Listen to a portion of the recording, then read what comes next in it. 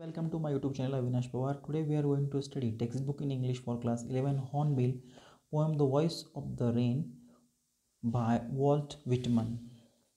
So this whole poem is example of personification. When non-living things given the human quality, it is called the figure of speech personification.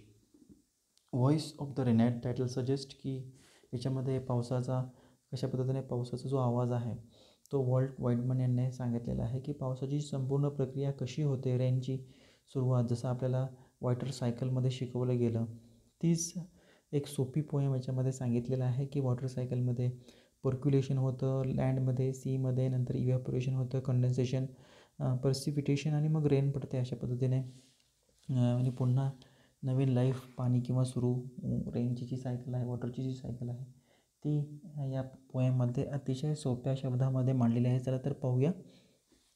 And who art thou said I to the soft falling shower which is strange to tell give me an answer as here translated. आता इथे and who art हा एक archaic word आहे, जुनं इंग्लिशमध्ये वापरलं जायचं. Art म्हणजे आर, दाऊ म्हणजे यू, म्हणजे काय आहे अँड हू आर यू.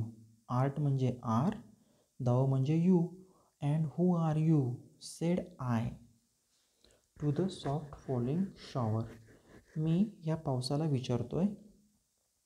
कवी येथे म्हणतात की मी पावसाला विचारतोय. शॉवर म्हणजे रेन, जे सॉफ्टली अतिशय मौली हळुवारपणे खाली पडतं आहे. तो जो पाऊस आहे त्या पावसाला विचारतोय तू कोण आहेस. Which strange to tell give me an answer as here translated. आणि मग जे उत्तर त्याने जे सांगितलेलं आहे ते अतिशय आश्चर्यचकित करणार आहे. आणि जे मला भेटलेलं आहे ते ज्याचं मी ट्रान्सलेट केलेलं आहे, त्याचं भाषांतर इथे केलेलं आहे. चला तर पाहूया.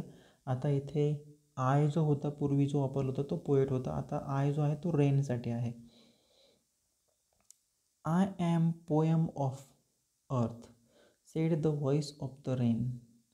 Eternal I rise impalpable out of the land and the bottomless sea. आता ते काय म्हणतात की I am the poem of the earth, म्हणजे इथे ते सांगतायत की मी या पृथ्वीवरची एक कविता आहे, जसं पाऊस हा सांगतो आहे. पावसाचा जो आवाज आहे, पावसाचा जो आंतरिक आवाज आहे तो सांगतो आहे. Eternal I rise impalpable out. आता इम्पेलेबल म्हणजे काय, something that cannot be touched, ज्याला स्पर्श करता येत नाही. इटर्नल म्हणजे काय, इटर्नल म्हणजे अनएंडिंग, ज्याला म्हणूया आपण शेवटच नाही आहे. तर आपण म्हणूया मला शेवट नाही आहे, मला तुम्हाला स्पर्श करता येत नाही आहे. Out of a land and the bottomless sea, जमिनीवरतीही आणि समुद्रात. बॉटमलेस म्हणजे ज्याला तळ नाही आहे असा समुद्र. या समुद्रामध्ये, या जमिनीवरती तुम्ही मला स्पर्श करू शकत नाही, कारण माझा जो मी जे आहे, पाऊस जो म्हणतोय तो स्वतः रेन म्हणतोय की मी अनएंडिंग आहे, इटर्नल आहे. Upward to heaven whence vaguely formed, altogether changed and at the same time. Upward the heaven म्हणजे काय, अपवर्ड द हेवन म्हणजे आकाशामधून. आता इथे व्हेन्स हा सुद्धा एक जुना इंग्लिश आहे, आर्किक इंग्लिश आहे. व्हेन्स या शब्दाचा अर्थ होतो फ्रॉम हिअर. व्हेगली म्हणजे नॉट क्लिअर, स्पष्ट नसणे. फॉर्म्ड इथे म्हणजे क्लाउड इथे यूज केलेला आहे. आकाशामध्ये फ्रॉम वेअर, जेथे आपण म्हणूया की माझं फॉर्मेशन हे तयार होतं, माझा आकार हा तयार होतो, म्हणजे ढग हा तयार होतो. आणि मग जिथून मी बदलतो आणि माझा आकार हा बदलतो, म्हणजेच माझं ढगाचं रूपांतर हे कशात नंतर रूपांतर माझं बदलतं आणि तरीही मी सारखाच होतो. म्हणजेच आकाशामध्ये इथून मी जातो, जो काही मी फारसा स्पष्ट नाही आहे, परंतु माझा आकार हा ढगासारखा आहे आणि तिथून मी बदलत जातो, तरीही मी सारखाच आहे. असं रेन हा म्हणतो. I descended to lave the drought atomies dust layer of the globe. I descended. Descended म्हणजे खाली पडतो. मग मी वरती पहिल्यांदा ढग तयार झाले, आता मी खाली पडतो. I descended to have the drought. Drought म्हणजे काय? दुष्काळ. या मी दुष्काळावरती पडलेलो आहे. ॲटोमीजवरती पडलेलो आहे. ॲटोमीज म्हणजे टायनी पार्टिकल, लहान लहान पार्टिकल्सवरती मी रेन पडलेलं आहे. Dust layer of the globe. या भूतलावरती जे काही धूळ आहे त्या धुळीवरती मी पडलेलो आहे, असा पाऊस हा सांगतो आहे. And all that in them without me where the seed only latent unborn. आणि नंतर काय होतं? लॅटन म्हणजे हिडन, जे लपलेले आहेत ते. नंतर मी या पृथ्वीवरती पडून जिथे बिया आहेत, सीड म्हणजे काय? बिया आहेत, त्या बियांमध्ये पडतो. जिथे अतिशय त्या लपलेल्या आहेत, ज्यांचा जन्म झालेला नाही, त्याच्यावरती पडतो आणि पुन्हा त्याचं झाड उगून येतं. बरोबर आहे, त्यासाठी मी मदत करतो, असं पाऊस म्हणतो. And for ever by day and night. Rain म्हणते मी कायमस्वरूपी पाऊस हा या भूतलावरती पडतो आहे, दिवस आणि रात्र. I give back life to my own origin. त्याच्यानंतर दिवस रात पडतो. आता मी पुन्हा मलाच स्वतःला जीवन हे देतो. माझ्या जे मूळ आहे त्याला मी जीवन देतो. म्हणजेच कसं?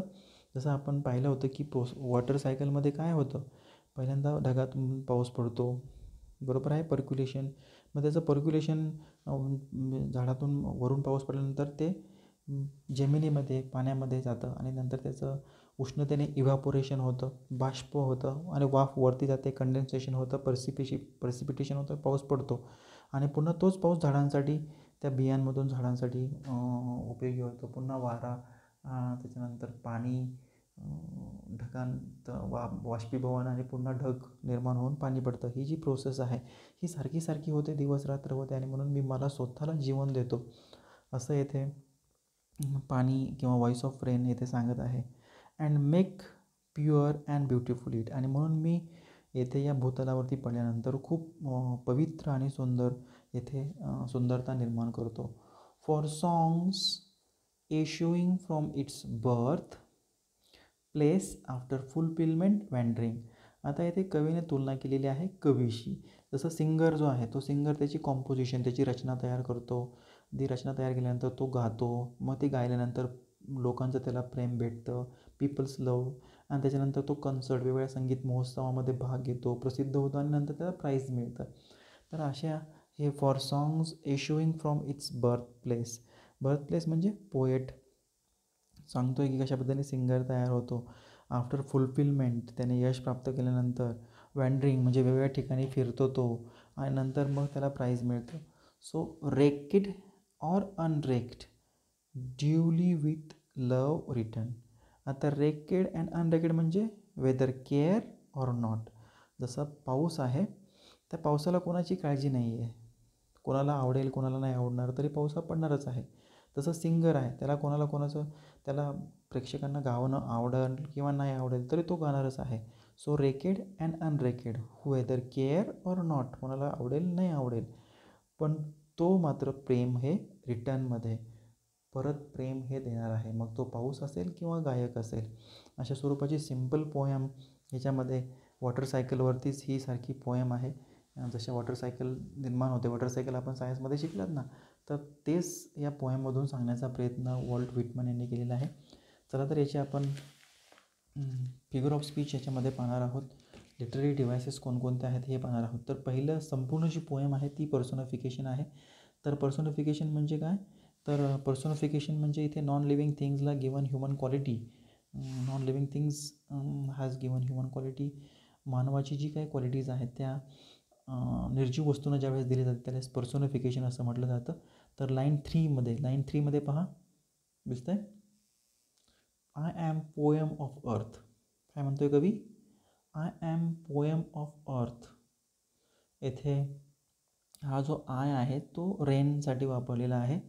ते म्हणते की मी काय आहे? I am a poem of earth said the voice of rain. Voice of rain असं म्हणतो आहे, म्हणजेच पावसाचा जो आवाज आहे. I am voice of rain. आणि म्हणून याच्यातून येथे सांगितलेलं आहे व्हॉइसला कुठे बोलता येतं का? पावसाला कुठे बोलता येतं का?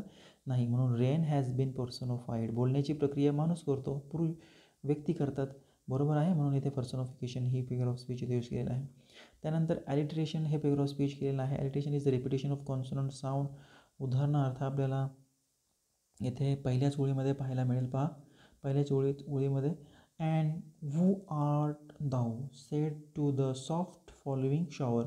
आता दोन शेवटचे शब्द पहा, soft shower, s sound is repeated म्हणून इथे ॲलिट्रेशन आहे. फिगर ऑफ स्पीच आहे ॲलिट्रेशन. त्यानंतर इथे इमेजरी हा एक फिगर ऑफ स्पीच यूज केलेला आहे. इमेजरी म्हणजे व्हिज्युअल इमेज पोएट इथे तयार करतो आहे. एखादी इमॅजिनेशनचा वापर करून एक आपल्या डोळ्यासमोर चित्र निर्माण करतो आहे. उदाहरणार्थ पहिल्याच ओळीमध्ये पहा, and who art thou said I to soft falling shower. आता तीन शब्द पहा शेवटचे, सॉफ्ट फॉलिंग शॉवर. आपल्याला माहिती आहे पाऊस पडताना किती सॉफ्ट मऊवार खाली पडतो. त्याचे जे शॉवर आहेत रेनचे जे काही ते आपल्या अंगावर पडतात. इथे चित्र निर्माण केलेलं आहे म्हणून इथे इमेजरी हा फिगर ऑफ स्पीच होतो. यानंतर मेटाफर हा नेक्स्ट फिगर ऑफ स्पीच इथे या पोएममध्ये यूज केलेला आहे. Metaphor is a hidden or indirect comparison. आता इथे कशामध्ये केलेलं आहे metaphor, comparing rain to the poem. The poem of earth पाहायला मिळतं तिसऱ्या ओळीमध्ये. पहा, I am a poem of earth. या पृथ्वीवरची मी काय आहे, कविता आहे. तर रेन आणि कविता हे दोन तुलना केलेली आहे. So here comparison between rain to a poem. So that is why figure of speech metaphor. Next figure of speech is hyperbole. Hyperbole म्हणजे काय, एक्झॅजरेशन, अतिशयोक्ती केलेली जाते. तर आपल्याला इथे पाहायला मिळेल बॉटमलेस सी हा जो हे जे शब्द आहेत, कितवी ओळ पहा, 1 2 3 4 5 नंबरची ओळ पहा, bottomless sea. So there is bottom of sea. सीला बॉटम असतोच परंतु इथे बॉटमलेस सीज म्हटलेलं आहे म्हणून एक्झॅजरेशन, अतिशयोक्ती हा फिगर ऑफ स्पीच झालेला आहे. Next consonant. कॉन्सनन्स हा फिगर ऑफ स्पीच आहे. कॉन्सनंट म्हणजे कॉन्सनंट साऊंड रिपीटेड ज्यावेळेस होतात त्यावेळेस आपल्याला हा फिगर ऑफ स्पीच पाहायला मिळतात. इथे पहा आपल्याला काही लाईन आहेत याच्यामध्ये पाहायला मिळतात. इथे वर मी थोडंसं वर घेतो. I descended to lave the drought atomies dust layer of globe. तर कोणता साऊंड प्रॉमिनंट आहे, ड. डिसेंट ड, ड्रॉट ड, डस्ट ड.